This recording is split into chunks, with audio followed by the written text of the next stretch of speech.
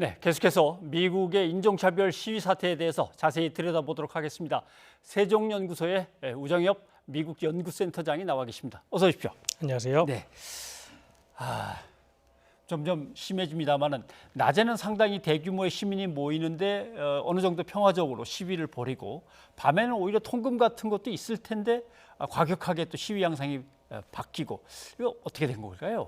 지금 이제 미국에 있는 사람들로부터 이야기를 들어보면 낮에 시위하는 그룹과 밤에 시위하는 그룹이 이제 동일한 그룹이 아니다라는 이야기를 하고 있습니다. 이게 두 그룹의 이제 성격이 완전히 다른 것인데요. 그렇다면 이제 밤에 시위하는 사람들의 이러한 폭력적인 행동을 정치적인 행위로 볼 수 있을 것이냐 하는 문제인데, 왜냐하면 이제 공권력에 저항하는 시위의 경우 공공 건물이나 아니면 정부 기물들을 부수는 행위를 함으로써 어떤 정치적 상징성을 삼는 경우도 있기 때문이죠. 그런데 지금 같은 경우에는 이제 상점을 약탈하고 물건을 빼가고 하는 행위는 뭐 그러한 정치적인 행위라기보다는 이러한 군중의 시위로 인해서 치안이 약해지고 그로 인해서 본인의 범죄 행위를 경찰에게 직접 검거당할 가능성이 낮아졌다는, 어떻게 보면 좀 기회주의적인 행태라고 볼 수 있는 것이죠. 그래서 미국에 보통 이러한 시위가 없기 때문에 이러한 약탈을 뭐 좀처럼 볼 수 없지만, 지금처럼 거리에 많은 시민들이 나오고 그것도 야간에 이루어지는 경우에는 본인이 검거당할 확률이 낮다라는 점에서 이러한 약탈 행위가 일어나는 것으로 생각이 됩니다. 네. 트럼프 대통령은 이제 상당히 연방군까지 동원한다는 뭐 얘기를 꺼내기도 하고, 이렇게 되면 폭동 진압법을 발동시킨다는 얘기인데 이게 가능성이 있겠습니까? 법적으로는 가능합니다. 왜냐하면 이제 이 폭동 진압법이라는 것이 주 정부의 반대에도 불구하고 연방 대통령이 군을 동원하여 민간인을 상대로 법 집행을 할 수 있느냐 하는 문제인데, 이 법이 사용된 역사를 보게 되면 주 정부의 요청이 없는 경우라고 하더라도 대통령의 그러한 권한을 부여하고 있습니다. 다만 이제 2006년도에 이제 허리케인 카트리나가 이제 들이닥쳤을 때 부시 대통령이 이 법을 사용해서 군을 루이지애나주에 동원할 것인가 하는 문제를 고민을 했었는데, 당시 루이지애나 주지사가 이제 거부한 적이 있었습니다. 왜냐하면 주 정부의 권한을 이양하기가 이제 부담스러웠던 것이죠. 그렇기 때문에 이번에도 많은 피해가 있는 주들이 현재 민주당 소속의 주지사들이 있는 주이기 때문에 트럼프 대통령과 정치적 마찰을 빚을 수밖에 없다는 점에서 이 트럼프 대통령이 과연 이 법을 동원하여 군대를 동원할 것인가 하는 문제는 이제 법적인 측면의 문제라기보다는 정치적으로 유리할 것인가 불리할 것인가 하는 판단에서 결정할 것으로 생각이 됩니다.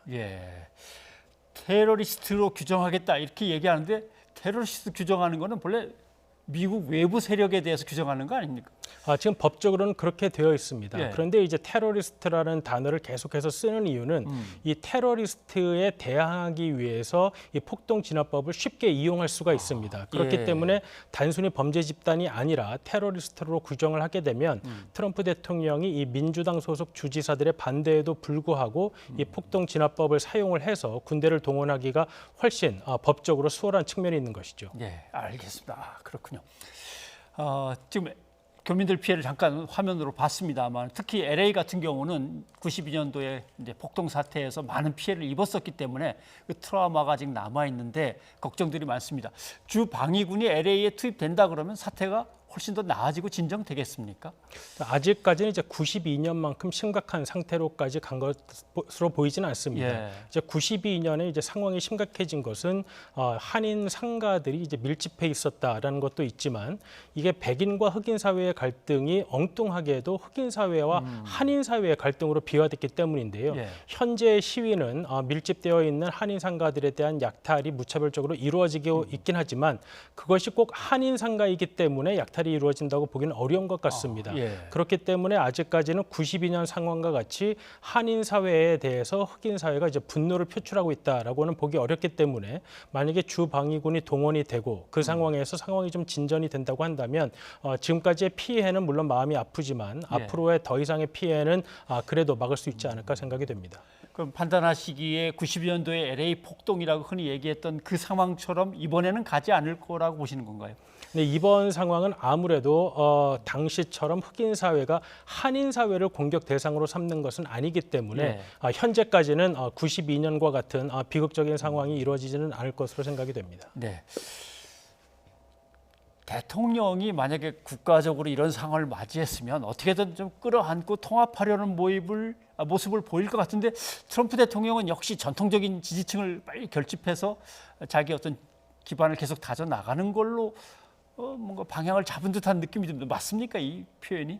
트럼프 대통령도 이 사안 초기에는 그 경찰의 행위를 이제 비판하는 모습을 보였는데 이 사안이 이제 좀 더 격화되다 보니까 이 인종차별 문제가 계속해서 이어지는 것이 이제 부담이 되었던 것 같습니다.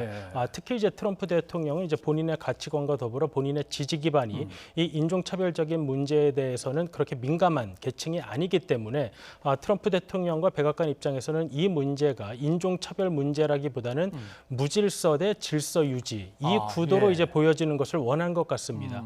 그래서 이제 트럼프 대통령이 언론에 대해 계속해서 이야기하는 거는 이것이 이제 인종차별의 그 조지 플로이드 씨를 추모하는 시위가 아니라 이것은 이제 반 정부 단체에 의한 테러 그리고 이제 무질서 행위다. 그렇기 때문에 군대를 동원해서라도 이 질서를 유지하는 것이 대통령의 임무다라는 차원에서 계속해서 시민들에게 메시지를 전달하고 있는 것입니다. 질서 대 무질서의 프레임으로.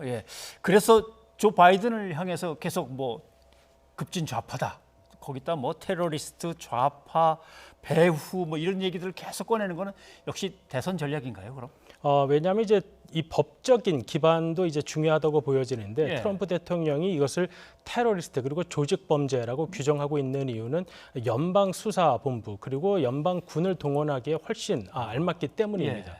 그리고 이것을 이제 무질서한 세력이 좌파 세력이라고 규정을 함으로써 이 시위를 어떻게 보면 좀 심정적으로 두둔하고 있는 민주당 주지사들과 민주당 대통령 후보가 될 예정인 바이든 전 부통령을 이제 정치적으로 공격하기 위한 목적도 있는 것이죠. 그렇기 때문에 그러한 세력들을 좌파로 어떻게 말하면 도매금으로 처리함으로써 본인은 질서 유지의 대통령이다라는 점을 강조하려는 것 같습니다. 그래서 그런지 조 바이든 후보도 이제 연설할 때 보면은 뭐 인종차별, 불평등 이런 단어를 이제 막 꺼내 쓰기 시작하는 거 보니까 아마 대선을 향해서 다들 뭐 머리를 갖다 계속 쓰고 있는 것 같긴 합니다. 그런데 프랑스 파리에서도 경찰은 어디에나 있지만 정의는 어디에도 없다 이런 구호가 나왔고 뭐 호주 시드니에서도 미국 시위를 지지하는 움직임이 있었고 심지어는 우리나라에서도 화면을 갖다 검게 해서 SNS상에서 올리면서 미국 시위를 지지하는 해시태그를 달거나 전 세계적으로 뭔가 퍼지는 느낌입니다. 이건 어떻게 보십니까? 미국은 사실 경찰들에게 상당히 많은 권한을 부여하고 있습니다. 왜냐하면 시민들이 총기를 소지할 수 있기 때문이죠. 그럼에도 불구하고 이번에는 그 상황의 화면에서도 알 수 있듯이 경찰의 행위가 도를 많이 넘어섰다는 것은 누가 봐도 알 수 있는 행위입니다. 특히 이제 유럽의 경우에는 여러 이민자들이 있기 때문에 이 인종 문화, 그다음에 인종 차별에 대해서 굉장히 민감한 것이죠. 그래서 유럽 축구 리그를 보면 이 인종 차별적인 행위에 대해서는 굉장히 엄하게 다스리고 있습니다. 그러한 문화가 존재하기 때문에 이렇게 인종차별적인 상황에서 촉발된 미국의 상황이 유럽에서도 많은 동감을 얻는 것이고 또 그것이 트럼프 대통령의 이런 인종차별에 대한 약간 무신경한 행위에 대한 정치적인 메시지를 전달하기 위해서도 유럽을 비롯한 많은 국가에서 이 반인종차별에 대한 여러 가지 메시지를 전달하기 위해 노력하는 것으로 생각이 됩니다. 아무튼 미국을 바라보고 있노라니까 역시 공권력의 잘못된 관행이나 문화들은 빨리빨리 고칠 때 고쳐야지 저렇게 수십 년 동안 골마 있다 보니까 이런 일도 벌어지는구나 싶습니다. 우정엽 센터장님 오늘 고맙습니다. 감사합니다.